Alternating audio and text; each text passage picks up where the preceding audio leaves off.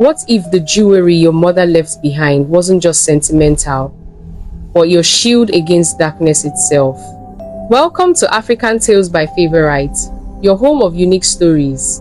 In a small village where the morning mist danced between mud houses, Ada took her first breath as her mother took her last. The midwife's hands trembled as she placed the crying baby on her father's chest, while the woman who had given her life slipped away into eternal silence. Papa Ada's world crumbled that September morning. He had lost his beloved wife, the woman his in-laws said wasn't good enough for their daughter. They had wanted her to marry a rich businessman, not a humble farmer like him. But love doesn't choose based on bank accounts, and their love had been pure and strong. Now, holding his daughter while his wife's body grew cold, Papa Ada made a silent promise. He would raise Ada with all the love he had for both of them. The village women whispered that the baby was cursed, that she had stolen her mother's life. But Papa Ada knew better. His wife had complications, the midwife explained. It wasn't Ada's fault. Yet, the guilt would follow them both for years to come. 18 years passed like pages in a book Ada never got to read about her family. She grew up knowing only her father's gentle hands and kind stories, but questions burned in her heart like embers that refused to die. Every morning, she watched Papa Ada stare at a faded photograph of a beautiful woman with kind eyes and a mysterious silver necklace around her neck. Papa, why don't we have any other family who visits us? Where are Mama's people? Ada asked one evening as they sat by their small fire. Papa Ada's eyes grew heavy with old pain. He had carried this burden alone for 18 years, protecting his daughter from the hatred of his in-laws, who blamed him for their sister's death. They had called him a murderer, said he wasn't worthy of their precious daughter. The hurt had driven him to this distant village where no one knew their story, where they could start fresh without whispers and pointing fingers. But Ada deserved to know the truth about where she came from, about the family that existed somewhere beyond their small world. That night, Papa Ada's voice carried the weight of buried secrets as he told Ada everything. How her mother's family had rejected him, how they blamed him for the tragedy, how they had to flee their home village to escape the constant accusations and hatred. Ada listened with tears streaming down her face, feeling the weight of understanding settle on her young shoulders. She finally understood why they lived alone, why there were no aunts or uncles bringing gifts on her birthday, why Papa Ada sometimes stared into the distance with such sadness in his eyes. "It's not your fault, my daughter," Papa Ada whispered, seeing the guilt creeping into her expression. "Your mother died from complications after birth. You brought light into this world, not darkness." But even his gentle words couldn't completely heal the wound in Ada's heart. She felt responsible for the isolation, for her father's pain, for the family they'd lost before she could even know them. That night, she understood why Papa Ada had never remarried. He was still loving her mother, still loyal to a woman who lived only in photographs and memories. On Ada's 18th birthday, Papa Ada's hands shook as he retrieved a small wooden box from beneath their bed. Inside lay two precious items that had survived their journey from the old village: a faded photograph of her mother and a silver necklace that seemed to catch light even in their dim room. The necklace was unlike anything Ada had ever seen, with intricate patterns that seemed to shift and dance when she moved it. "Before your mother died," Papa Ada said, his voice breaking slightly, "she made me promise to give you this when you turned 18. She said it was for protection against evil people, that it came from her grandmother, passed down through generations of women in her family." Ada held the necklace with trembling fingers, feeling an immediate warmth spread through her palms. It felt alive somehow, pulsing with an energy she couldn't understand but somehow recognized. When she fastened it around her neck, she felt something shift inside her, like a door opening in her heart. For the first time since learning about her mother's family, Ada felt connected to something larger than their small life in the village. After receiving her mother's necklace, Ada noticed changes in Papa Ada that frightened her. He began losing weight, staring into space for hours, barely touching the meals she prepared with love and worry. The loneliness that had been his silent companion for 18 years was finally consuming him from the inside. He spoke often about her mother now, as if she were just in the next room waiting for him. Ada tried everything, cooking his favorite foods, telling him stories, even singing the songs he had taught her as a child, but the sadness had settled too deep in his bones. The isolation, the years of carrying grief and anger from her mother's family, the weight of raising a child alone while mourning his beloved wife, it all finally became too much for his gentle heart to bear. Village healers came and went, shaking their heads and whispering among themselves. They recognized the signs of a man who was slowly letting go of life. Ada watched helplessly as the only parent she'd ever known began slipping away from her, leaving her to face the world alone. The morning Papa Ada didn't wake up, Ada felt her entire world collapse like a house of cards in a strong wind. She sat by his still body for hours, holding his cold hand and begging him to come back to her. The village people, kind as they were, helped her prepare for the burial, but Ada felt like she was watching everything through a thick fog. She was completely alone now, with no family, no money, and nowhere to go. The necklace around her neck seemed heavier now, the only connection she had to a family she'd never known and a mother she'd never met. During the burial ceremony, as death fell onto her father's simple wooden coffin, Ada made a decision that would change everything. She remembered the address Papa Ada had mentioned once, the village where her mother's family lived. It was time to find them, even if they hated her as much as they had hated her father. She packed her few belongings into a small cloth bag, the photograph, some clothes, and the precious necklace that never left her neck. With her father's memory as her only companion, 18-year-old Ada set out to find the family that might not want her, but was the only hope she had left. The journey to her mother's village felt like walking into a story she'd heard but never lived. Every step brought Ada closer to people who shared her blood but might share none of her father's love. When she finally arrived, dusty and exhausted, no one recognized the young woman asking about the family that had lost a daughter 18 years ago.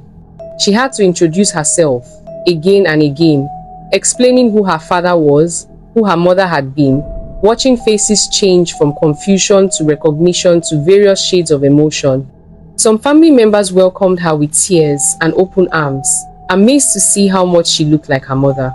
They told her stories about her mother as a young woman, showed her places where she used to play, made Ada feel connected to a history she'd never known existed.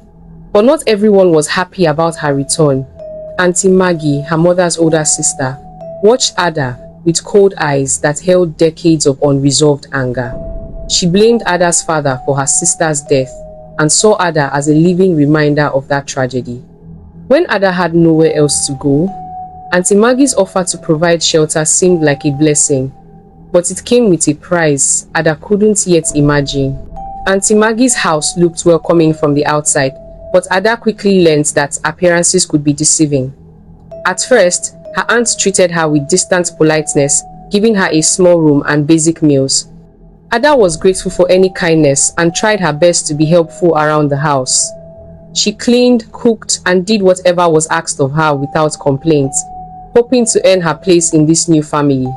But as days turned into weeks, Auntie Maggie's true intentions began to surface. The kindness was just a mask, hiding years of stored-up hatred for Ada's father and by extension for Ada herself. She began assigning Ada more and more difficult tasks, watching with satisfaction as the young woman struggled to meet impossible demands. Ada woke up before dawn to start chores and fell asleep long after the rest of the house was quiet. She told herself this was temporary, that once she proved herself worthy, things would get better. The necklace around her neck provided her only comfort, warming against her skin whenever the loneliness became too much to bear. She didn't yet realize that her aunt's plan for revenge was just beginning to unfold. As weeks turned into months, Auntie Maggie's treatment of Ada became increasingly cruel. She sent the young woman on dangerous errands at midnight, forcing her to walk alone through dark paths to fetch water from distant streams where wild animals roamed. Ada slept on cold floor tiles, while her aunt's own daughter enjoyed a warm bed and comfortable room. Many nights, Ada went to sleep hungry because Auntie Maggie claimed there wasn't enough food, though Ada had seen the full pots in the kitchen. The other family members rarely visited, so they didn't witness the daily humiliation and suffering Ada endured. When they did come around, Auntie Maggie transformed back into the caring relative, speaking kindly to Ada and making sure she appeared well-fed and content. Ada began to understand that her aunt's hospitality was really a form of slow torture, designed to make her pay for her father's supposed sins. Each cruel task, each night spent cold and hungry, was Auntie Maggie's way of balancing the scales for her sister's death. But Ada had inherited more than her mother's face and necklace, and she endured each hardship with quiet dignity. Every night, when the house finally fell silent and Ada was alone with her pain, she would carefully take out her mother's photograph and hold the necklace close to her heart. Through tears, she would whisper prayers for protection and ask the questions that haunted her dreams. Why, Mama? Why, Papa? Why did you leave me to face this alone? The necklace would grow warm in her hands during these moments, and sometimes Ada swore she could feel a presence in the room with her, gentle and comforting like a mother's embrace. One particularly difficult night, after Auntie Maggie had sent her to fetch water from a stream known for its dangerous currents, Ada returned exhausted and soaked from falling into the rushing water. As she sat shivering on the cold floor, clutching the necklace and crying, something extraordinary happened. A soft light seemed to fill the small room, and Ada felt arms around her, invisible but unmistakably real. "My daughter," a gentle voice whispered, "I will always be here for you." Ada's tears stopped as warmth flooded her body. She wasn't alone. Her mother's spirit was watching over her, just as the necklace had promised protection against evil people. This supernatural comfort gave Ada the strength to endure whatever trials lay ahead. Life has a way of introducing hope just when despair seems complete. One afternoon, as Ada walked along the dusty road carrying heavy buckets of water, a sleek car slowed down beside her. The driver was a handsome young man dressed in fine clothes, with kind eyes that reminded Ada of her father's gentle gaze. He was a prince from a neighboring village, traveling through the area on business. Something about Ada's grace, despite her obvious hardships, caught his attention immediately. He offered to help her carry the water, and they talked for a few minutes about simple things: the weather, the road, her destination. But in those brief moments, something sparked between them. The prince was struck by Ada's natural beauty and the strength he sensed beneath her quiet demeanor. Before driving away, he asked if he could see her again, perhaps when she wasn't busy with errands. Ada's heart fluttered with an emotion she'd almost forgotten. Oh, for the first time since arriving at her aunt's house, someone had treated her with respect and genuine interest. She agreed to meet him the next day at the same spot, not knowing that this moment of happiness would trigger the most dangerous period of her life. When Ada returned home that evening, she couldn't hide the small smile playing on her lips or the new lightness in her step. Auntie Maggie's sharp eyes noticed immediately, and her questioning began like an interrogation. Finally, Ada shared the news about meeting the prince and his request to see her again. The reaction was explosive and immediate. Auntie Maggie's face twisted with rage as she screamed accusations and insults. "Who do you think you are?" she shouted, her voice echoing through the house. "My daughter hasn't brought any man home, and you want to bring a prince? You, who killed your own mother?" The words hit Ada like physical blows, bringing back all the guilt and shame she thought she'd overcome. Auntie Maggie's jealousy wasn't just about the prince, it was about everything Ada represented. Here was the daughter of the man she blamed for her sister's death, suddenly attracting the attention of royalty while her own daughter remained unmarried and unnoticed. Ada tried to apologize, to explain that she hadn't encouraged the prince's interest, but her aunt's fury was beyond reason. That night, As Ada lay on the cold floor nursing fresh bruises from her aunt's rage, she didn't yet know that the real danger was just beginning. Consumed by jealousy and hatred, Auntie Maggie knew she had to act quickly before Ada could pursue any relationship with the prince. The next morning, she traveled to the outskirts of the village, where a notorious voodoo man practiced his dark arts. His hut was filled with strange smells, animal bones, and items that made her skin crawl. But her desire for revenge was stronger than her fear. She explained her situation, how she needed the prince to lose all interest in Ada and instead fall in love with her own daughter. The voodoo man listened carefully, his eyes gleaming with the promise of easy money. He prepared a special charm, a powder that would supposedly redirect the prince's affections when sprinkled on Ada while she slept. But before handing over the small cloth pouch containing the dark powder, he gave Auntie Maggie a serious warning. This charm is powerful but dangerous. If it's not used properly, or if there are other spiritual forces protecting the intended victim, the magic can backfire terribly. The consequences could be far worse than what you're trying to prevent. Auntie Maggie barely listened to the warning, too consumed with her plan for revenge to consider the risks. She paid the man and hurried home, the evil charm burning like a hot coal in her pocket. That night, Auntie Maggie waited until the entire household was asleep before creeping toward Ada's small room. In her hand, she clutched the cloth pouch containing the dark powder that would supposedly destroy Ada's chances with the prince and redirect his love toward her own daughter. Ada lay sleeping on her thin mat, the silver necklace catching moonlight even in the dim room. She looked peaceful and innocent, completely unaware of the danger approaching her. Auntie Maggie opened the small pouch and began to sprinkle the dark powder over Ada's sleeping form. But as the first grains touched Ada's skin, something extraordinary happened. The necklace began to glow with a soft protective light, and the temperature in the room dropped suddenly. Before Auntie Maggie could react, a figure materialized between her and Ada, the translucent but unmistakable form of her dead sister, Ada's mother. The spirit's eyes blazed with protective fury as she confronted the woman who was trying to harm her daughter. A spiritual battle erupted in that small room, invisible forces clashing as the mother spirit fought to protect Ada from her aunt's evil intentions. The dark powder scattered and fell to the floor, its power broken by the strength of maternal love that transcended death itself. What happened next was beyond anything Auntie Maggie could have imagined in her worst nightmares. The broken charm didn't simply fail, it turned back on her with all the fury of disrupted dark magic.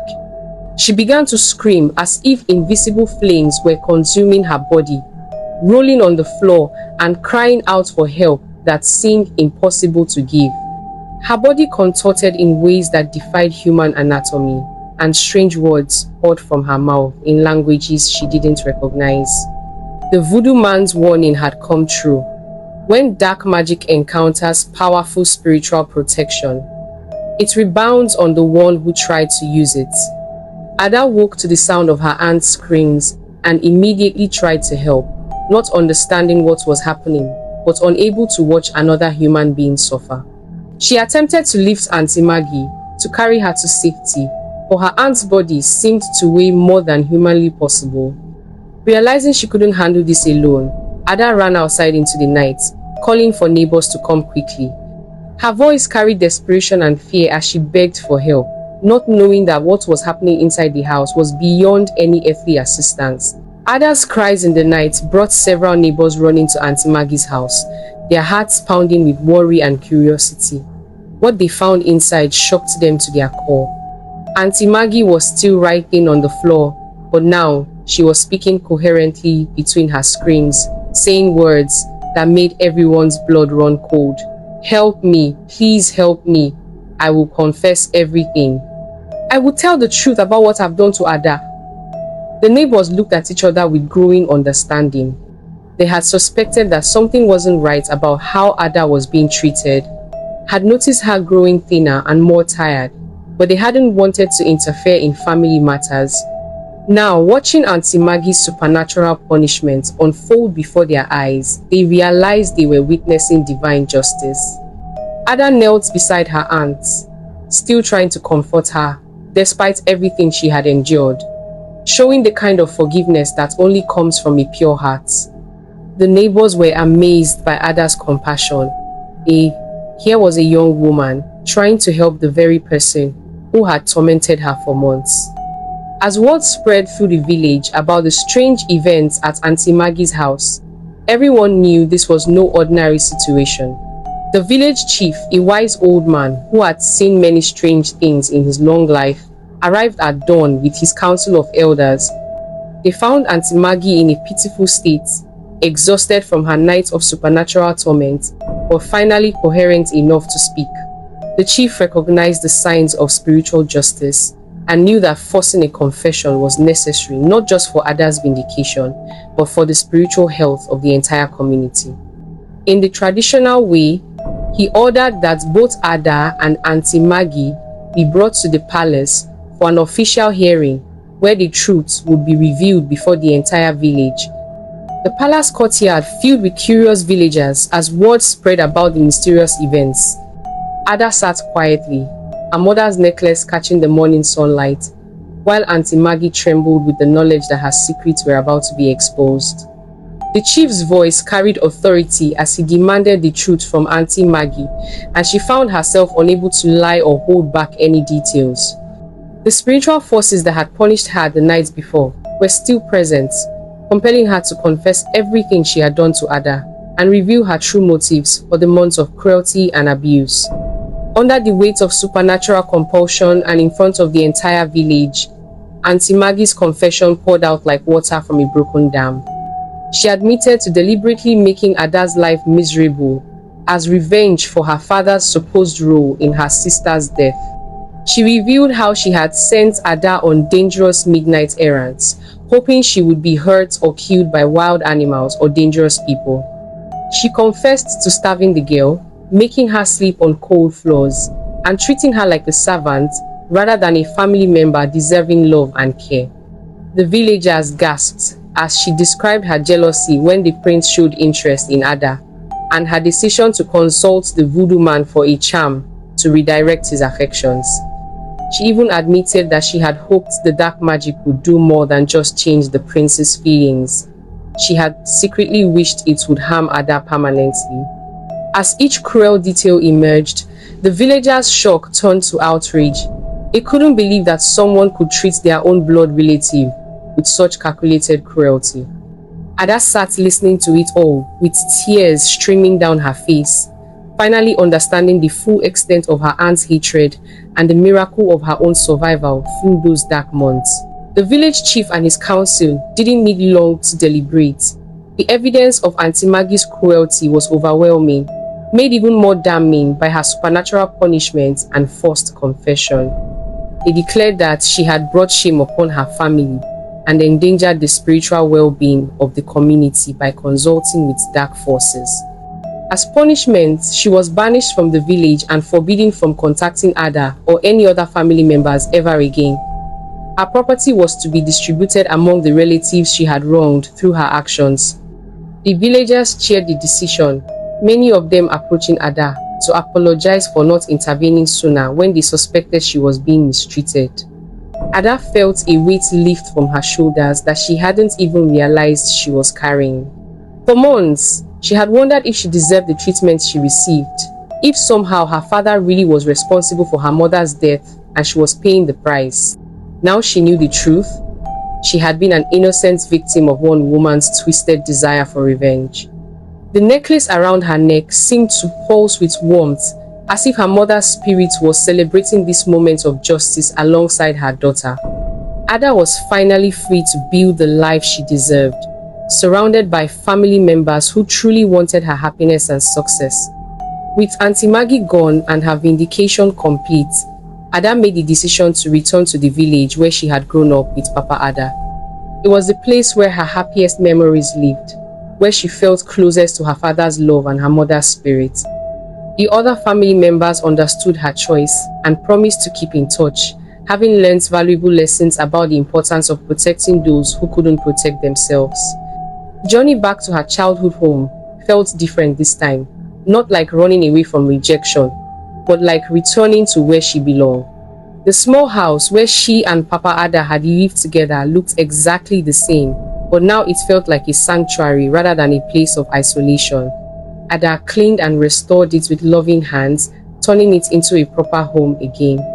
She found work helping other families in the village, using the strength and resilience she had developed during her months of suffering to help others facing their own difficulties.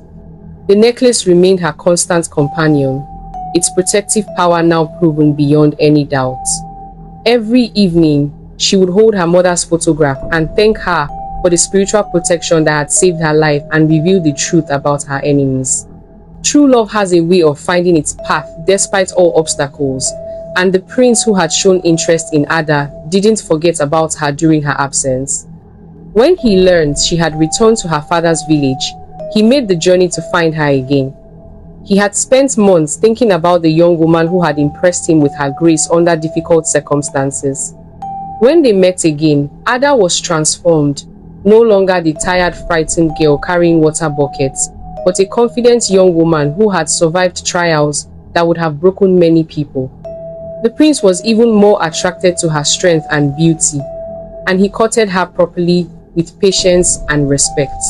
Ada took her time getting to know him, having learned the importance of discerning people's true intentions.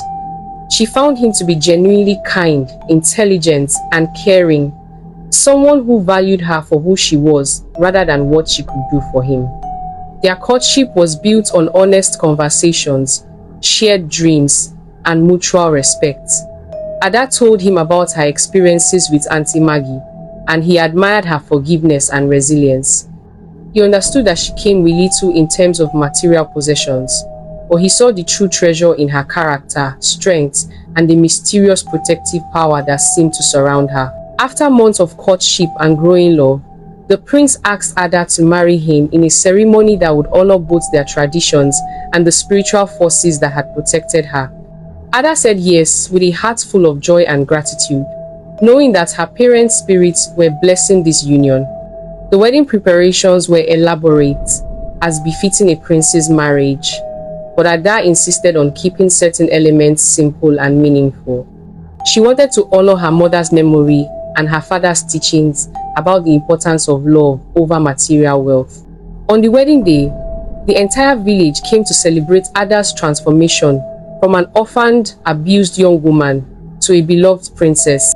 She wore a beautiful white dress provided by her new husband's family, but the only jewelry she chose to wear was her mother's silver necklace.